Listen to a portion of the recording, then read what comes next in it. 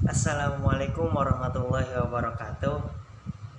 Ya, perkenalkan nama saya Rangga Robi Murtada, NIM 42014170023, mahasiswa dari Pendidikan Fisika Universitas Negeri Semarang angkatan 2017. Di sini saya akan melakukan peer teaching terkait dengan materi untuk nanti yang akan disampaikan pada saat PPL. Materi yang akan saya bahas pada kesempatan kali ini adalah tentang fluida statis. Baik. Assalamualaikum warahmatullahi wabarakatuh. Selamat siang adik-adik sekalian. Bagaimana kabarnya? Alhamdulillah sehat ya. Ya. Jadi kali ini kita bertemu lagi dengan materi fisika ya. Untuk itu sebelum Bapak memulai kegiatan belajar mengajar pada kesempatan kali ini, alangkah baiknya kita melakukan berdoa dulu ya bersama-sama, agar pembelajaran kita pada kesempatan kali ini diridhoi oleh Tuhan Yang Maha Esa. Amin. Berdoa, Bapak persilahkan.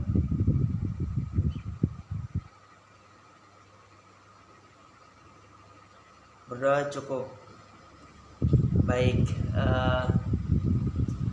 materi yang akan Bapak sampaikan pada kesempatan kali ini adalah fluida statis. Nah, untuk itu bagi adik-adik yang tahu ya, kira-kira fluida itu apa sih gitu. Ya, apa itu fluida ya? Silakan kalau ada yang tahu tentang fluida, definisi fluida saja, silakan acungkan tangannya. Ya, silakan yang di belakang sana.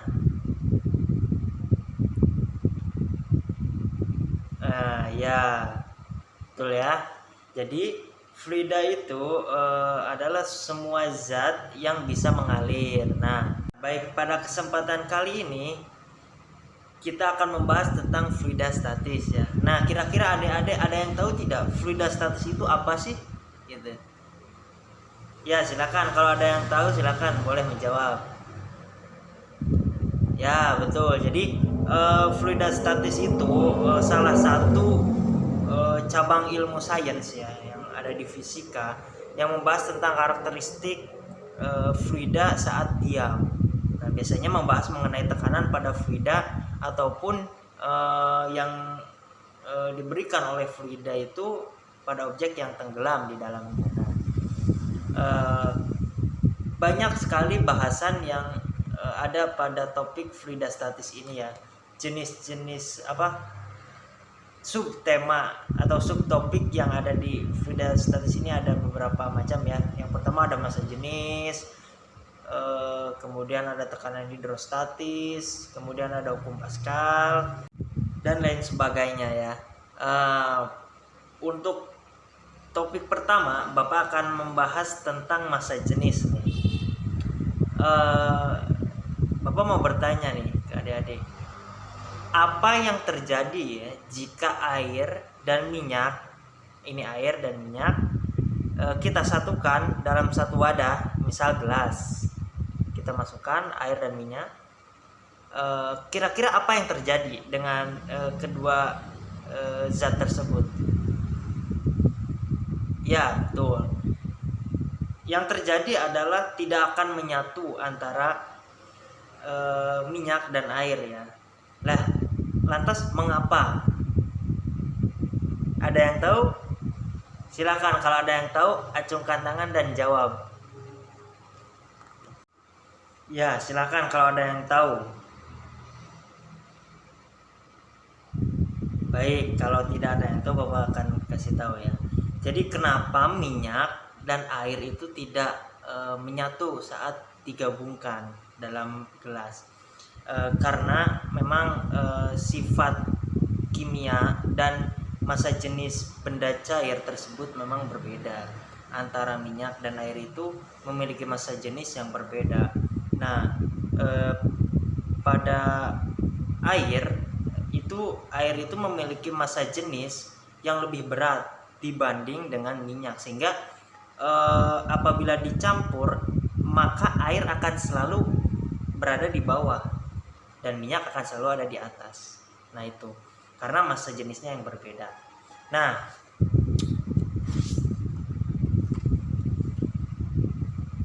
selanjutnya, pertanyaan selanjutnya Bapak mau tanya lagi, kira-kira nih, mengapa kapal laut yang terbuat dari besi, kalian tahu kan besi itu kan berat ya, dapat mengapung di atas laut?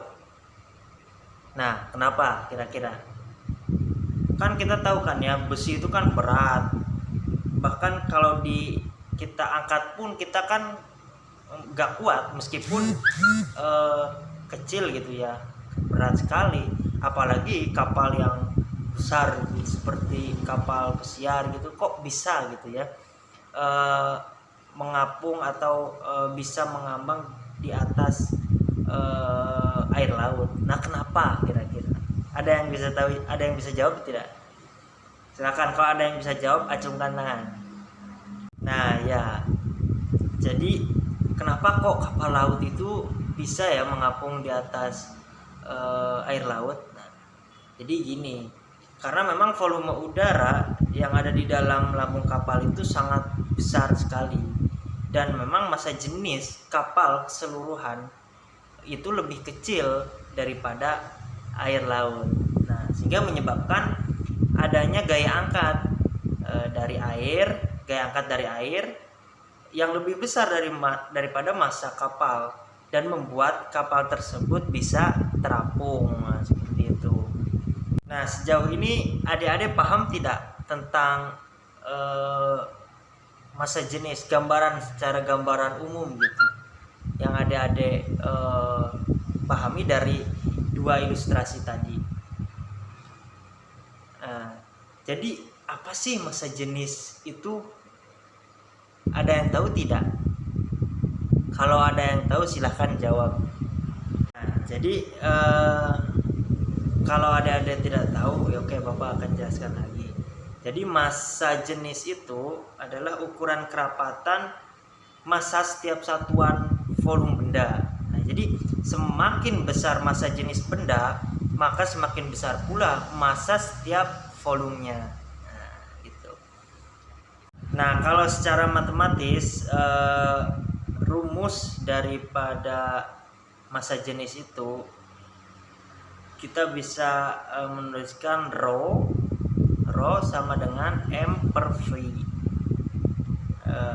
Massa jenis sama dengan massa zat dibagi dengan volume zat, dengan satuan daripada massa jenis itu kilogram per meter kubik ya, karena massa itu satuannya kilogram, per volumenya itu satuannya meter kubik ya, jadi kilogram per meter kubik ya, itu untuk satuan massa jenis atau rho.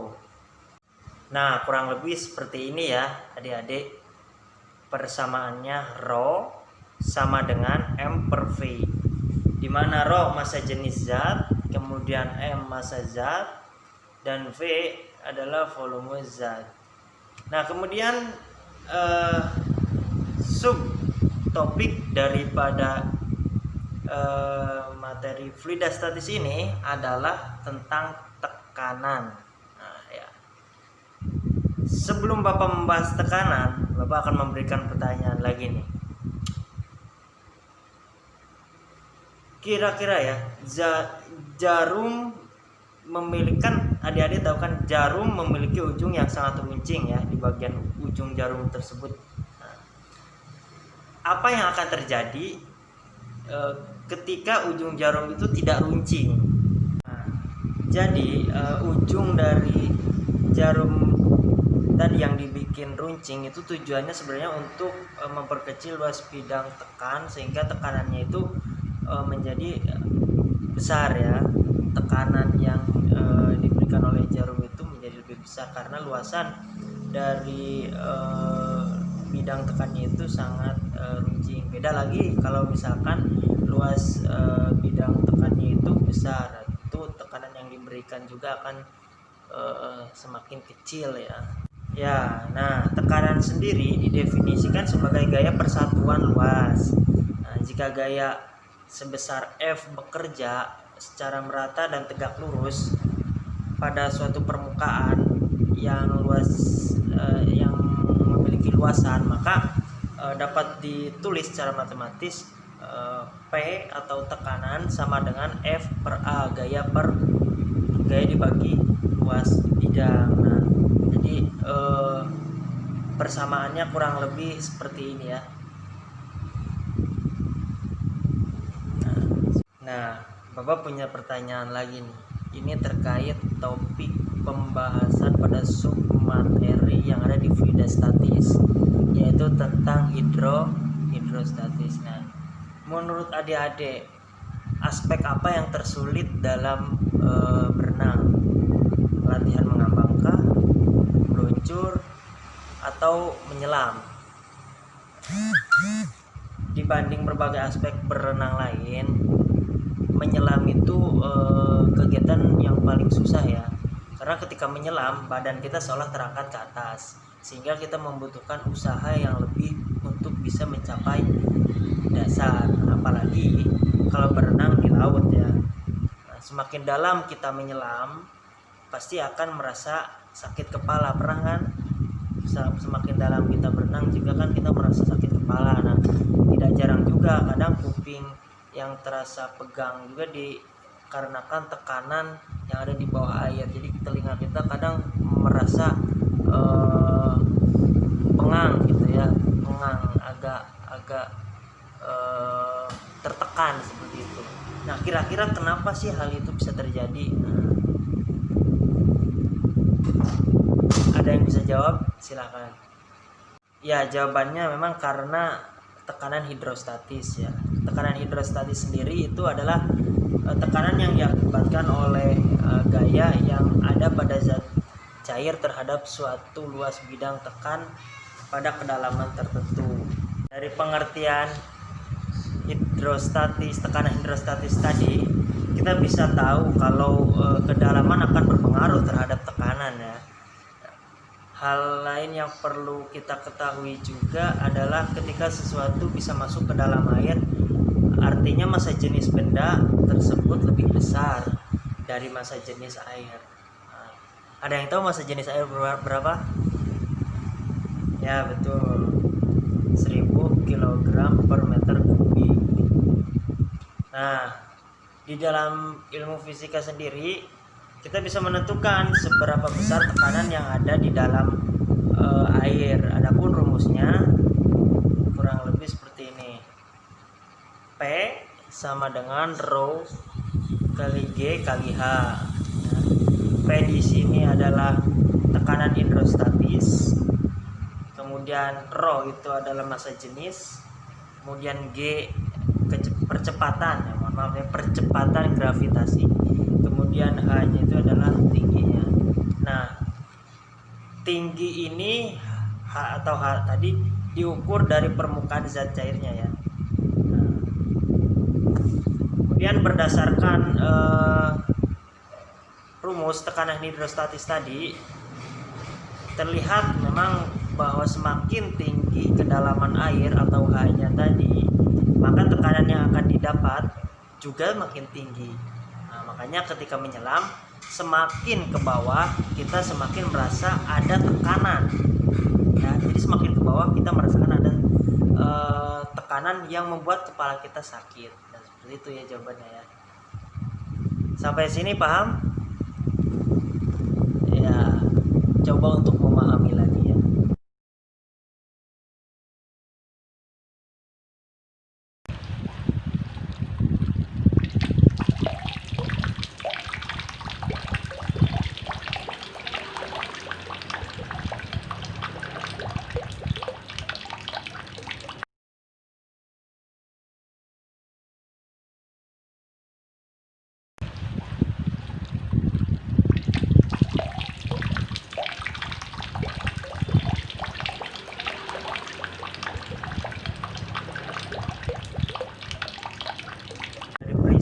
Tadi atau uji coba tadi,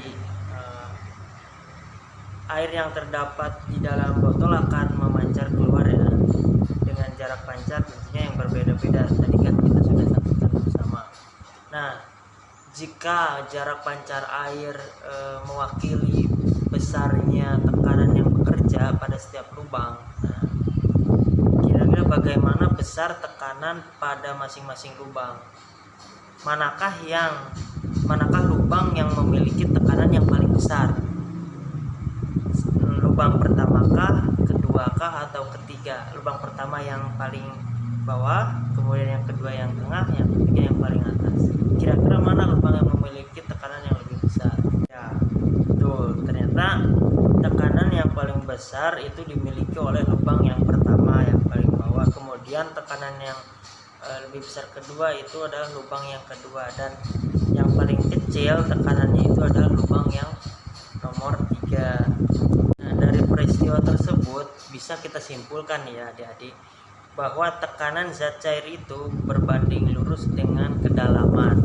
Kalau secara matematis itu kita tulis P sama dengan Rho kali G kali H. Nah, kurang lebih seperti ini persamaannya. Nah, ini sesuai dengan hukum pokok hidrostatis, di mana tekanan hidrostatis suatu zat cair hanya bergantung pada kedalaman zat cair, massa jenis zat cair, dan percepatan gravitasi. Kemudian tidak bergantung pada bentuk dan ukuran bejananya. Itu saja mungkin yang dapat Bapak sampaikan. Dan nantinya kalau misalkan ada yang belum paham bisa tanyakan kembali ke saya. Dan untuk memperdalam lagi, Bapak akan berikan tugas. Ada 2 buah tugas ya. Yang pertama itu ada diskusi kelompok. Nanti kelompoknya dibagi, dipecah menjadi beberapa kelompok. Satu kelompok terdiri dari 4 atau 5 orang. Jadi diskusi mengenai fluida statis ya, tentunya seputar yang tadi sudah Bapak bahas. Kemudian tugas yang kedua nanti ada mengisi soal evaluasi ya, untuk memperdalam pengetahuan adik-adik semua terkait dengan fluida statis.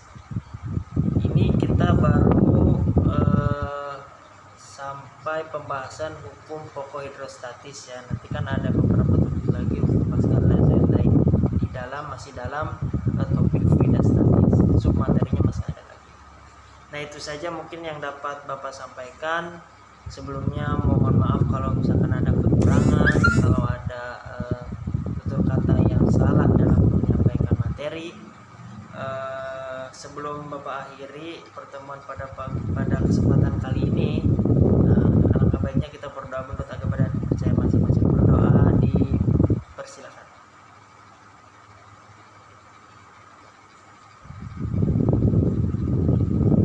Udah cukup. Baik, terima kasih. Semoga sukses selalu. Assalamualaikum warahmatullahi wabarakatuh.